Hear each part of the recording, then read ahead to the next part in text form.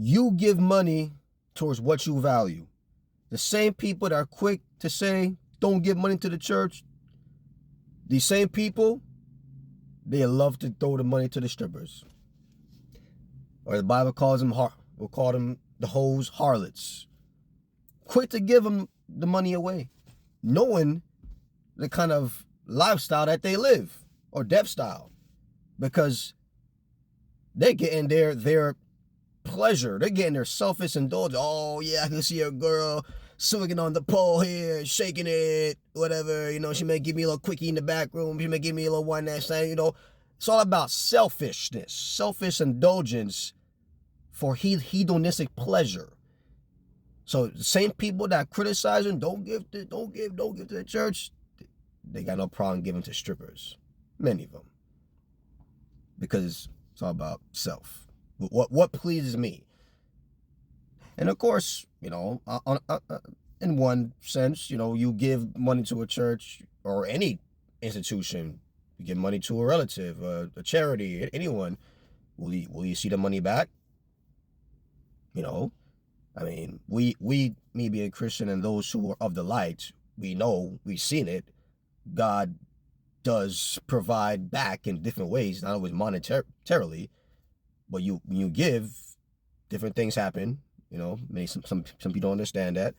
But even people who don't go to church, then they give to charities or the organizations. They feel the joy of giving. Wow, that I realized that all this money, I'm gonna die, I'll leave it all behind anyway, and might as well give it to a cause, institution that I believe in, that's doing good things, great things. You feel good. And reports like you feel happy, people feel happier.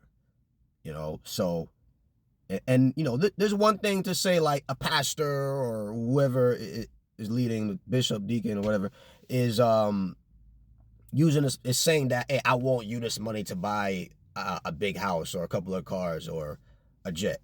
If they say, I'm not going to use this money to do all this, and they still do it, that's wrong. But if you give them that money, and they, people use the money for, every church different, church got different setups. With pastors get paid, a lot of, especially real big churches, they pay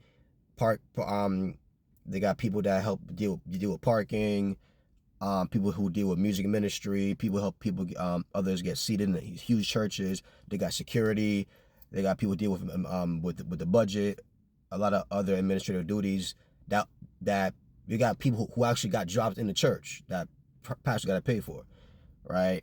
And I would say, if the pastor didn't say, I will not use this money for this and that, who are we to say, well, you're wrong?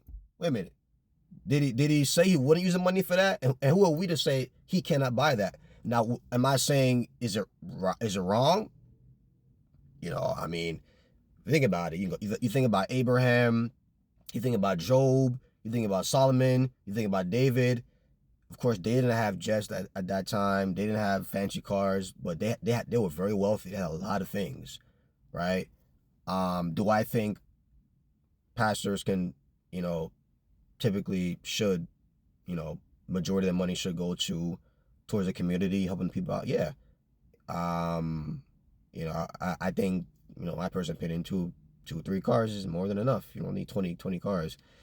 Everyone's different. Everyone can use their money differently. But to say it's wrong, it's a vice.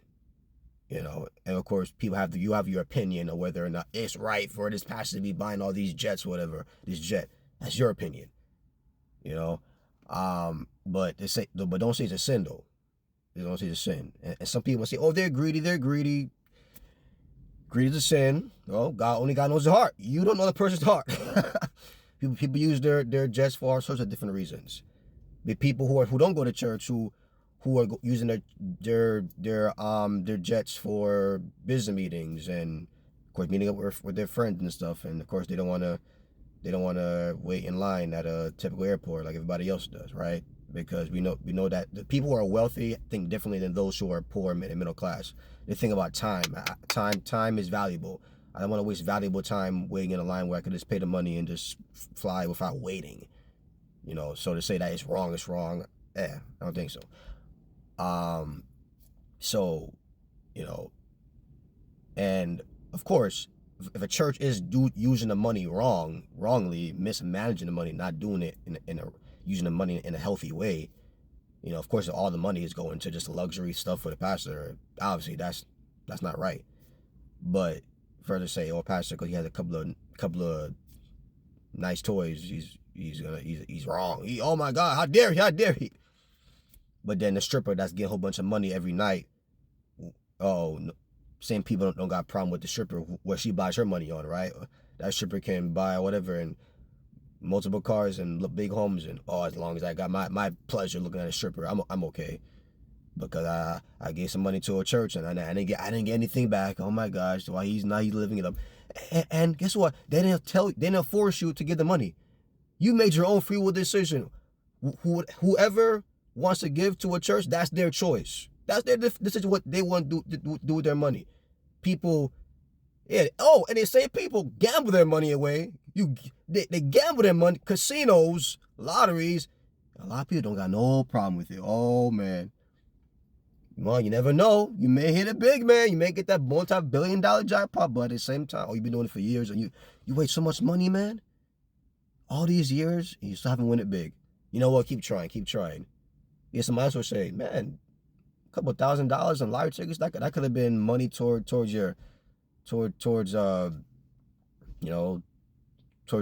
emergency funds, for vacation for your family, for your child's house.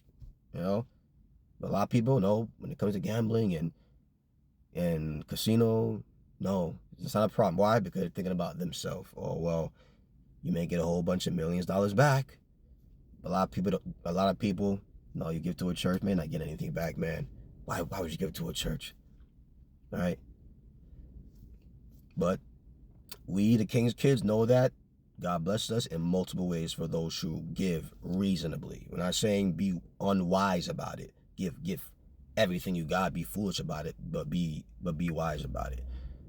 And it's beautiful when you give. For those who are depressed and suicidal and anxious, and man, when you give, not just money, you give time, you give your service, you volunteer, you give in general. You get, man, joy, fulfillment, peace. I mean, you get, you got a lot of people got no idea, because to the kingdom principles, the ways God's ways are higher than our ways. We're all about just gives so we can possibly get. All right, but there's people out there, even wealthy people, that give just for the joy of it. Was Andrew Carnegie, one of the biggest millionaires of all time? Before he died, gave all his money away. I'm cool. I'm cool with it. He knew that I'm leaving all behind anyway. So yeah, check your motive of why you're so adamant or so resistant against giving to a church. I'm not saying give to any church. I'm not saying that, because there are phony churches. There are really bad churches that's not doing the work of the Lord, not doing good things for the community. The church is about the community. But ultimately, you know, also what a preacher does with their money, his or her money, that's on them. And nobody forced you to give to that church anyway. So, you know, check yourself. Because whenever you give to those strippers, nobody asks any questions. So I think it's there's some hypocrisy there. So, all right, y'all. God bless y'all. Love you.